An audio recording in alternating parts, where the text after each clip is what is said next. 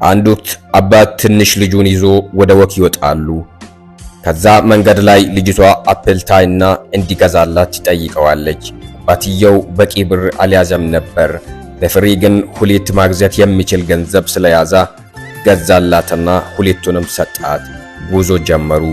ትንሽ እንደሄዱ ልጅቷ አንድን በእጇ ይዛ አንድን ማብላት ጀመረች። አባትየው ማማዬ ምነው ለኔስ አንድን አታካፊኝም እንዲህ ብሎ ጠየቃት። ይህንን ስል ልጅቷ በፍጥነት በዛኛው እጅ የያዘችውንም ገመጠችው። በዚህ ጊዜ አባቷ በጣም ደነገጠ። በአስተዳደጓ ላይ ስህተት እንዳሰራ አሰበ። እንዴት እንዲህ ስስታም ሆነች ብሎ ራሱንም እሷንም ወቀሰ። ብቻ አንድ ደቂቃ ባልሞላ ጊዜ ውስጡ በመጥፎ ሐሳብ ተዘፈቀ። በልጁ ስስታምነት ተናደደ። ከዛ ልጅቷ አባዬ እንካ በደንብ የሚጥመው ይሄኛው ነው ስትል ከሐሳቡ በነና። አባቷም በድንጋጤ ድርቅ ብሎ ቀረ። ምክንያቱም ልጅቷ ያኛውን የጋመጠችው ከሁለቱ የቱ ጣፋጭ እንደሆነ አጣርታ ለአባቷ በደንብ የሚጣፍጠውን ለማስጣት ነበር።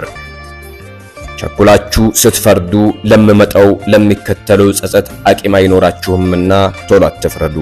ቸኩለው ፈርደው ብዙዎች ጸጸት ውስጥ ገብተዋል። ቸኩላችሁ አትፍረዱ ለማለት አይል ነው።